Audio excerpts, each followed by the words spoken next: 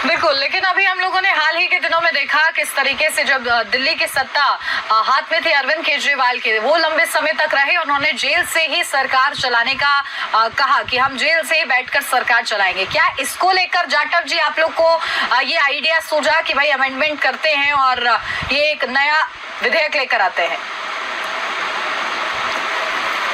देखिए, सही मायने में ये जो विषय है इसकी उपज तो वहीं से है।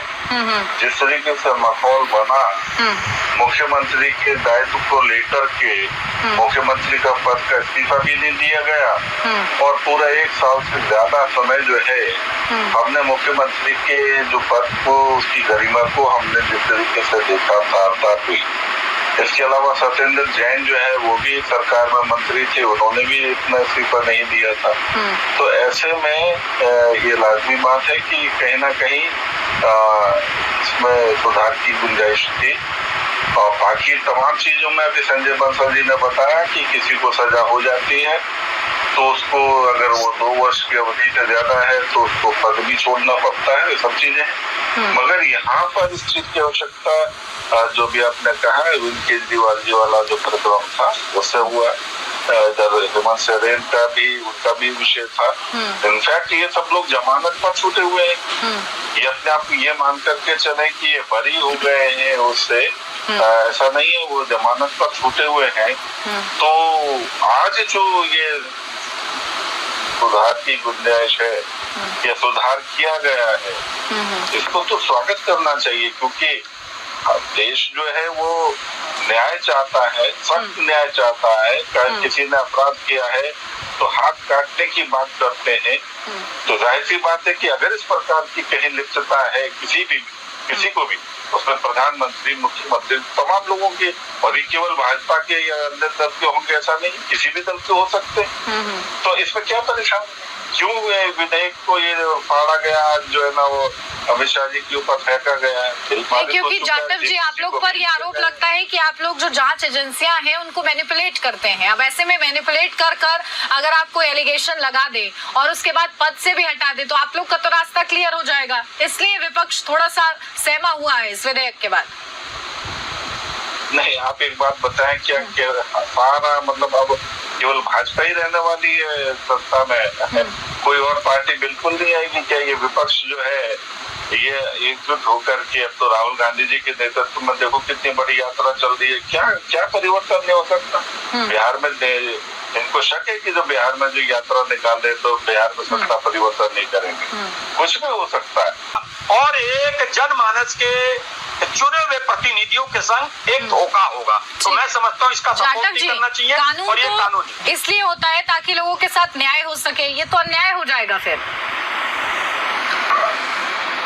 नहीं, देखिए, अन्याय करने वाला जो है वो काफी ज्यादा इस भाव के साथ चलता है कि मेरे साथ कुछ नहीं होगा।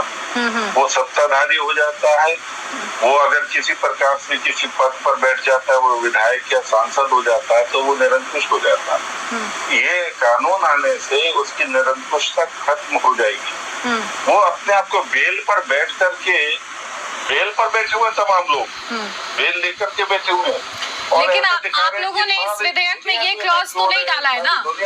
आप लोग अगर ये डालते कि भाई अगर सजा मुकर्रर हो जाती है तब तो चलिए समझ में आता है। एलिगेशन के बेसिस पर एलिगेशन नहीं है। 31 दिन तक यदि वो जांच से छूट नहीं पाता, यानी वो कहीं ना कहीं उसकी लिप्तता है।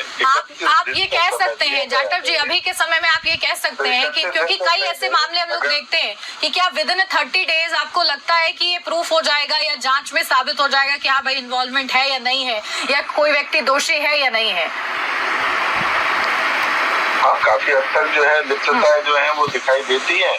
नहीं, हमारे साथ संजय बंसल जी हैं। मैं यहीं पर ये क्वेरी कंसिडर किया है, और अगर किया है तो क्या सोल्यूशन इसके लिए आप लोग के पास?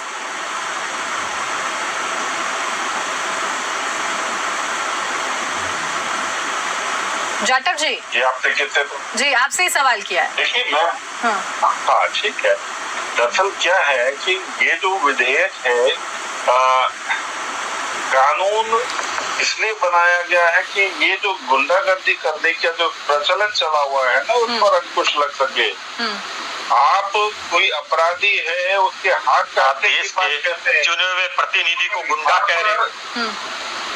आप बताइए, देश के प्रतिनिधियों को जिन्हें जनता ने चुना उन्हें आप गुंडा कह रहे। तो मेरा एक क्वेश्चन है विनम्र तरीके से, आप 25 गुंडे बीजेपी के दिखाइए, सरकार वाले जो गुंडे हैं एमपी एमएलए, और 25 विपक्ष के गिनाइए यहाँ पे जाटव जी। देखिए नियत पर आप लोग की सवाल नहीं उठेगा अगर आप लोग ये भी सुनिश्चित करें कि भाई ऐसा व्यक्ति जो अपराधी है वो फिर कैंडिडेट ही ना बने, ऐसा व्यक्ति जो अपराधी है वो कैंडिडेट ही ना बन पाए, तब आप लोग की गंभीरता नजर नहीं आती है। तब तो उस व्यक्ति को आप लोग कैंडिडेट भी बना देते हैं। आप बात को समझे, अगर नियम और जो है ना ये कार्रवाई सख्त नहीं होगी तो लचरता बनी रहेगी। बेल पे छूटे हुए लोग जो है तमाम तरीके की हरकतें करते रहेंगे। और अगर जब हम बात करते हैं कि नेताओं के ऊपर सख्त कानून क्यों नहीं बनता, और जब कानून बन रहा है तो आप कहते हो कि नेताओं के ऊपर क्यों नहीं जाटव जी, मैं बिल्कुल इसका स्वागत करूंगी कि किसी भी अपराधी के हाथ में सत्ता नहीं होनी चाहिए। मैं बिल्कुल इसका स्वागत करूंगी कि भाई अपराधी के हाथ में सत्ता नहीं होनी चाहिए, बशर्ते वो अपराधी हो। बिल्कुल, अगर अपराधी है वो सावधान रहेगा, ऐसे थोड़ी हो जाएगा। नाम की नाम अपराधी हो, जो अपराधी है, मुझे जरा इनसे 2 क्वेश्चन पूछने। ठीक है, चलिए ऐसा करो, राज शर्मा जी को आपसे 2 सवाल करने हैं। राज शर्मा जी आपको मैं कर रहा 2 सवाल, ठीक है 2 सवाल कीजिए, फिर मेरा भी आपसे भी सवाल है राज शर्मा जी। आप कह रहे हो अपराधी हैं, गुंडे हैं, मैं कह रहा आप छोड़ो 25-25, दो एमपी आप पक्ष के गिना दो, 2 विपक्ष के गिना दो जो गुंडे। मैं आपकी बात मानूंगा, आपको अच्छी तरह पता है जो जेल गए, जो तड़ी पार गए, जिनको जमानत, अरे मेरे देश का गृह मंत्री तड़ी पार जमानत पे छूटे हुए हैं। अरे मेरी बात तो सुनो। अच्छा, जेल में कौन गया? आपके खिलाफ रिपोर्ट लिखा दूंगा। अच्छा, 1 मिनट भट्टागर मैडम, आज इनके खिलाफ रिपोर्ट लिखा दूंगा। इनकी 1 साल क्या 10 साल जमानत की होगी। बोलो क्या बात कर रहे हो यार, जो टेढ़ापन चलाने की कोशिश कर रहे हो, देश को अघोषित इमरजेंसी में ले जाना चाहते हो।